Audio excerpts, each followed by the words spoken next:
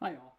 Hey, I thought I'd try a new thing this week, and I want to try it a few times throughout this lecture if possible. I wanted to be able to record a video of the lecture to see how it works. I wish I had the opportunity to do this while I was in class, since I taught the same course in residence at FIU, but we'll have to make the best of it. Not sure how long this is going to be, but I wish we could go back and forth and ask and answer questions. You tend to get a lot more out of the discussion that way. But let's start with the first slide, Lesson 2, Intelligence Cycle. We're going to talk a little bit about the intelligence cycle. If you're not familiar with it, it really could be termed also the information cycle, and any business could use it. And I'll relate a couple of examples as we go along, whether it's a McDonald's or the Miami Heat. So the first slide, second slide, will have an overview of a wheel on it. And generally, most intel agencies will use the same or very similar charts. There might be one other thing after number 5 for feedback, and it puts into that whole loop the feedback of the collection. But generally, they're going to start out with planning and direction. You really want to know what you're going to collect on and what you're supposed to collect on, instead of trying to soak up every single thing in the planet. And this era of limited resources, really all eras of limited resources, you really need to plan for what the decision makers need to know. And that's why it's so important for intel analysts when they write their products to determine, here's what we don't know and here's what could help make better analysis if only we had this collection. Then they walk that over to the collection managers to try to collect against that, whether that's from human, SIG, and image, or any other disciplines. Then we'll go into the collection, the specific collection methods, processing, and what that actually means. It could be everything from the honing down of the intel, so it can be sent along long distances through the pipelines, or it could be translators, for example. And then analysis and production, what the analysts do with all this disparate pieces of information, and finally how they make that and how they send it out. It doesn't do any good to have all that knowledge in your head if you're not disseminating it to the people that either originally asked for it or could use it. The next slide is the video. Hopefully you'll watch this on your own, but it does recap the intel cycle in somewhat military terms. And you can see what a couple of people said about the intel cycle on the next slide, especially J. Edgar Hoover. Probably not a politically correct phrase to use today as far as sharing information. And in this era, especially after 9/11, you'll see all of the intel agencies do an exceptional job of sharing information, especially when it's threat related. So let's go back to the intel cycle on the next slide and skip right then to the planning and direction slide. I would say arguably this is probably the most important yet least focused on step. People tend to gloss over it and look at only what tends to come into their inbox or their collection bucket, instead of really planning out what they really want to know, and also trying to get that information from the collectors. It's a continual feedback loop. So when you become analysts, and it could be a business analyst at a Fortune 500 company, say you're working for Halliburton or Shell Oil, a Ford Motor Company, they have business analysts, and they're going to need to know information. What are our projections? What is the competition doing? What is the projected market going to be in a certain country? All those require collection, and you need to plan what you want before you start looking for it, almost like a term paper. So what do you want to know? When do you want to know it? Is it an immediate need? Do you need it over the next month as you're working? How timely does it have to be? If you're asking of an image of an oil refinery in Libya, can it be from 3 years ago? Or are you looking for a change? Did they build anything new at that oil refinery within the last 6 months? And how you prioritize. There's only a limited number of satellites, a limited number of human collectors, limited number of SIGINT collectors out there. How are you as an individual analyst going to prioritize what you want? And then how does the agency that you're working for take that and prioritize it amongst themselves? And then how does the intel community prioritize them against all these requests that are flowing up? You can imagine how many requests NGA must get for imagery. How do they prioritize that? And then is there a process for that, or is it the first come, first serve, or you have collection meetings? Most agencies will have collection meetings. For example, at U.S. Southern Command, where I worked, we would have one and determine, okay, here's our priorities for our collection. Let's submit these. and they would come back and say, Chris, I'm sorry, I know you really want to know this bit of information on the Colombian FARC. However, it's not due to collect for another 3 months because of the resources involved. And then who has the ability to get that? This is where the knowledge of the intel community comes into play. Which agencies are able to collect that information, or which foreign entities that we're allies with, and how can they get that? So you really have to know your source capabilities. You can't go to a human collector, whether it's an FBI agent or a CIA agent or a foreign national, and say, hey, listen, can you have your guy ask when Al-Qaeda is going to strike again? When that source might be solely for money laundering in Venezuela, for example. So you really have to know what your source base is and what they can collect on. So the second one, collection, is show me the money. What are you able to collect? Which sources have the placement, access, and motivation? Which ones aren't lying about it? If someone says hey, I'm on the inner circle of the Libyan government or of the Syrian government, how do you know that to be true? Have you vetted them? Have you tested them out? And what is their motivation? Is it purely financial? Is it ideological? Is it they want to make a better life for their family? Or they truly believe in Western values and that communism and socialism is not the way to go? But placement and access. Somebody could say, hey, I work at the Pentagon. I have great access. However, if you're not tied into the 4 stars or the 3 stars at the Pentagon, sure, you have access to the building, but it doesn't mean you have access to the decision makers. And this is where it's more important, probably in hard targets such as North Korea, to determine who has that access to that inner circle. Because human is generally the best way to figure out someone's intentions. We could look at North Korean missile sites and nuclear sites all day long, but if we don't know their intention, then we're way behind the power curve on that. For example, during a large-scale event, how would you manage incoming information? We have a Super Bowl coming up here in South Florida in about a year. How do you think our analysts would be able to collect all that information coming in and make sense of it through phone calls, through Twitter feeds, somebody posting? We're getting emails, we're getting human sources on the ground. And if an incident does happen, or even prior to that, all these digital feeds that are out there for cameras, how can any one entity collect all those? You may not know, but most of the digital cameras that are out there, most of the surveillance cameras are privately owned. They're just protecting their storefronts. You'll see that when they're looking for, let's say, a child kidnapper.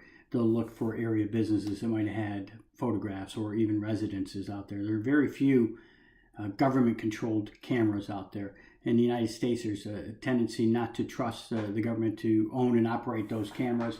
If you read into the controversy regarding license plate readers and how controversial those seem to be and who's collecting the data, even with body cams with police officers, where is that data being stored and who has access to it? And then finally, you could say, hey, these are my collection priorities, but if other agencies aren't aware of that, that doesn't do anybody any good. So let's go through some various types of collection on the next slide. Collection, the first one we'll cover is human, which is the oldest form of collection, and it's usually the most time-consuming. However, it could be the most accurate as well, depending on that placement and access and motivation. It's the most time-consuming because, say, you wanted to find somebody that's close to President Maduro in Venezuela, you're going to have to do some research, right, to find out the inner circle that he trusts, and not only that, their family members. How can you get into that? And then how do you actually go meet that person to pitch that person? And it's rare that person on the first go will say, yeah, let me betray my country. Let me give you everything I know so I can perform treason for my own country. Or, for example, ISIS. How difficult can you imagine it to be to get an informant on the inside of ISIS? So there are different ways. There's informants, recruitments in place. So if somebody's already working at a telephone company in Brazil and you wanted the Brazilian phone information, that would be a way. Obviously, government spies, or even liaison development. We have our military liaison offices overseas, our defense attaché offices. They are overt collectors. When they're going to help train foreign militaries or provide them with military equipment, they're able to assess the capabilities and the leadership of that military, and they'll be able to say, Colonel so-and-so is a great leader, or Major so-and-so is corrupt, we should avoid him. That's all overt collection. So liaisons are very important as well. Even here in the States, as we reach out to a lot of businesses for partnerships. And as I mentioned, they could be motivated by a variety of reasons. Now, usually the best discipline to determine the motivations and intent of targeted decision makers is what you want to find on a human.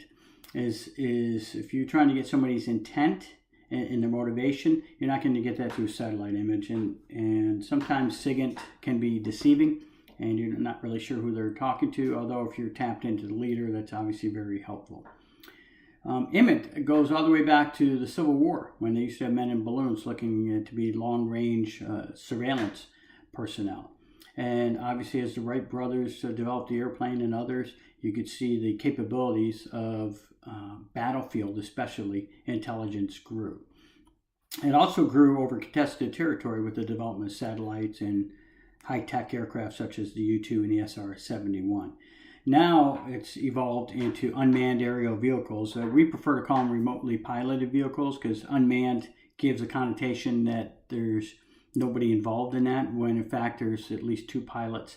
And then there's, it could be up to a dozen individuals watching that surveillance feed from that one predator or reaper, let's say. However, that's also increased the amount of imagery coming in. A Global Hawk surveillance aircraft can loiter for 24 hours, take hundreds and hundreds of images. But do you have the personnel to review all that imagery and to match it up to existing requirements?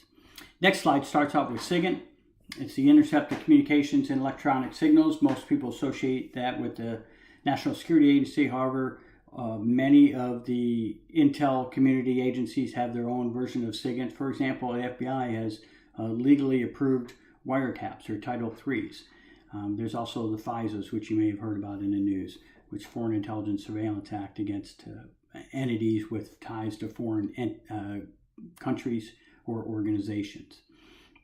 MASINT is often overlooked, but it's measures and signals intelligence. If we're able to get a ship or an aircraft in the vicinity of a missile launch, we can get the telemetry off of that and tell when the first stage, second stage, and final stage has burned to determine the capabilities of that one rocket or of the satellite in space. MASINT can also do change detection. So if you take an image of a ground, of a camp, let's say, and you take another picture the next day, technology and algorithms can determine any change in that piece of land over excuse me, the previous day.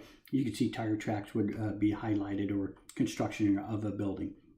And finally, the most emerging one is open source intel, and the by far the fastest growing discipline in the IC.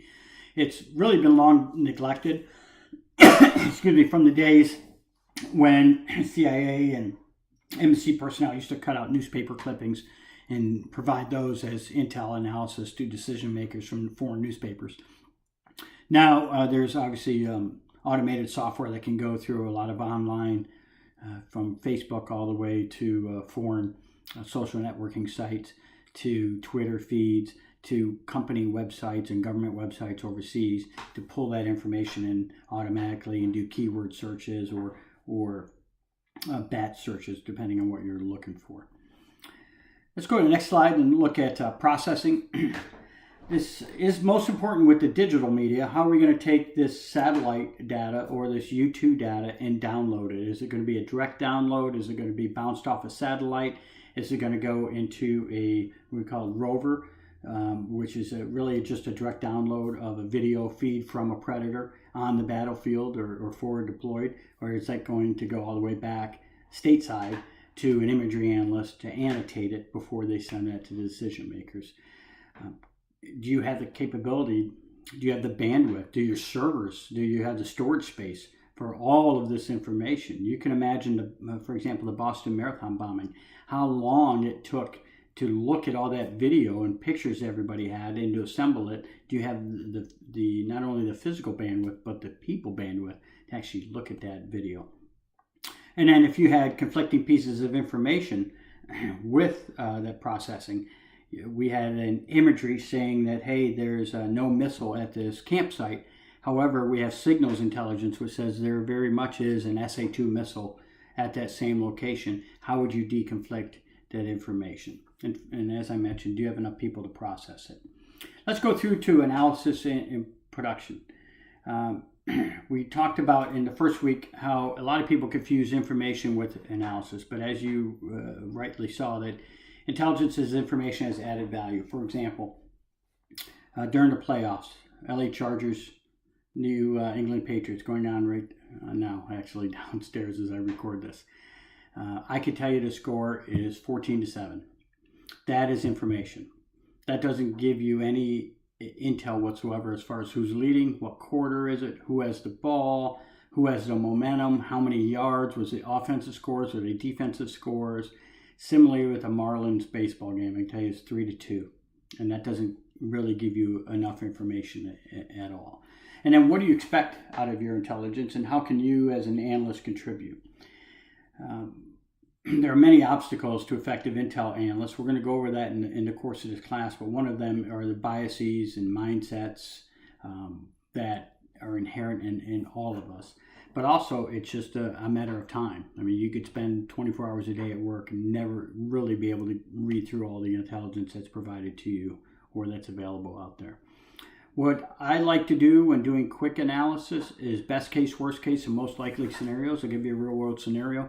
I was a reservist, brigadier general on duty, and my job was to backfill the 3-star general as the director of intelligence at the Pentagon for Air Force. So he was TDY, and I came in to backfill, and lo and behold, my second day there, ISIS decided to crash across into Iraq and really take large chunks out of the Iraqi territory, especially in the northern part while the Iraqi military fled. So I had to do the intel briefing that next morning to the Secretary of the Air Force, the Chief of Staff of the Air Force. Stand by, please.